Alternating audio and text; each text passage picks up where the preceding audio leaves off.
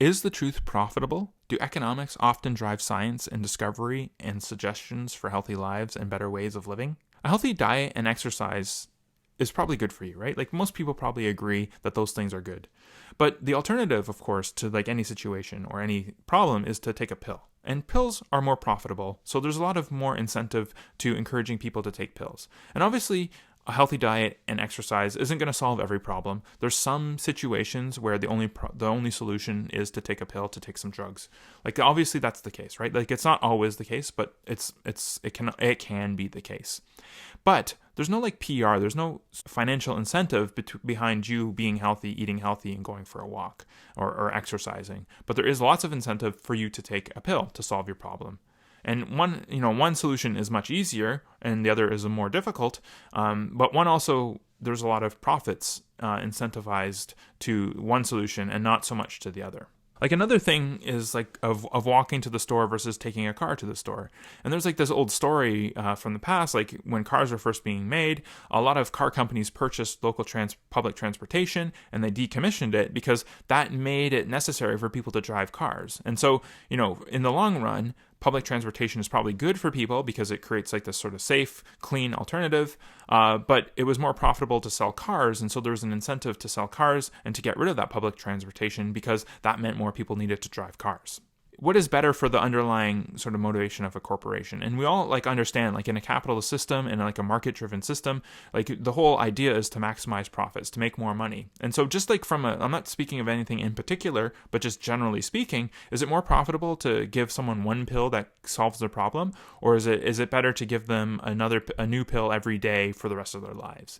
And like just from a sort of financial perspective, right? Like it's a lot more financially profitable to have someone taking a pill every day for the rest of their life than it is to give them a free solution that maybe they only have to do once. And so like this is, again, like I'm not saying that there's magic pills that can solve all problems. There's those sorts of solutions are disincentivized because they're less profitable. Something that's more profitable gets more attention. If someone can make money off of you believing something, of you behaving in a certain way, then there's a lot of incentive to get you to do that. And so when things are free or cheap or like readily available, then there's not a lot of incentive to push them, to get people to follow them, because why would you get someone to do something for free when you can get them to pay for something? What's profitable gets our attention. What's profitable has a PR team, has a marketing team, has an advertising team, and then there's lots of stories, there's lots of ideas that are pushed towards us to get us to go after those sort of things because they're profitable for someone. So there's an incentive to tell the story that those things are needed.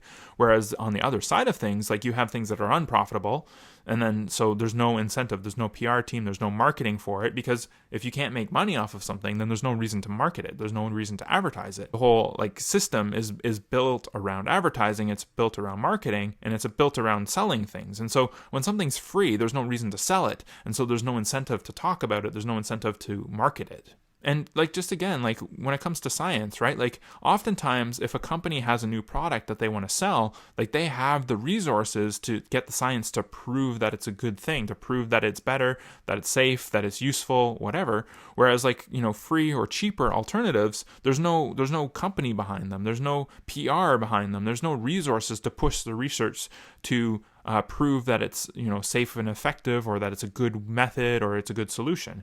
Just like thinking of this as another extreme, like if you have this like poisonous chemical, right? Like the company that's selling it is going to have an incentive to say that it's safe, and they're going to be able to pay scientists to justify or say that it's safe.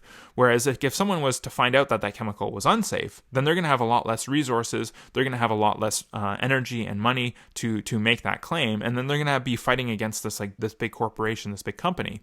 And like this is just a hypothetical, but like the idea here is that when someone has money and power to gain, they always have a motivation to perpetuate their stories, to perpetuate their products, to perpetuate their narratives. Whereas when someone is on the other side of that, where they don't have the resources, they're always in an uphill battle. And again, if you have less resources, you don't have the ability to necessarily prove this or that. And so there's always like a disincentive against that potential avenue of truth.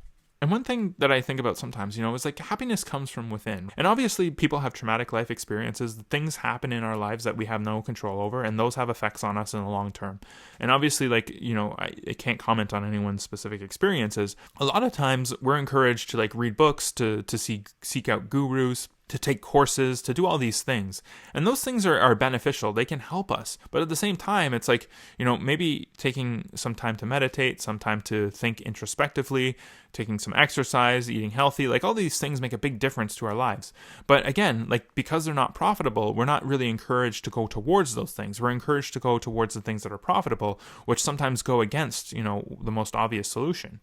And like, for me, like having a creative outlet is the difference between feeling happy and not feeling happy. I might not necessarily realize that, and I might be maybe driven to purchase things to try and make me happy. Anytime that the truth challenges someone's power or challenges someone's like financial incentives or challenges their economics, then there's always an incentive against those alternative ideas, against those people.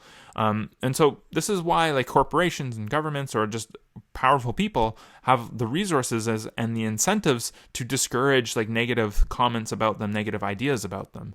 And sometimes these ideas are false, sometimes they're just come from hatred or dislike or whatever. And like there's always these incentives of why we might hear things that aren't true. But like the problem is, or the risk is that when someone has power and money, then they have the resources to perpetuate their ideas, to prove that they're right, even if they're not. And so the truth often comes at the expense of this. If the truth is unprofitable, or if the truth is coming from someone who has less power, then they don't have the resources or the incentive to sort of prove the truth, or to justify the truth, or to make the truth the forefront of people's minds. And oftentimes, right, like profitability is more important than truth. If you want to know something, you can find it on the internet. Right? Like you can search it, you can seek it out, you can find it. But like the majority of people don't want to dig deep for things. They just want like the surface understanding. And so because most people have the surface understanding, they just have this idea taxes are difficult. And so they don't know how to do the taxes. They don't know how to like figure out how to do it. And so they get kind of confused. They get lost in the clouds.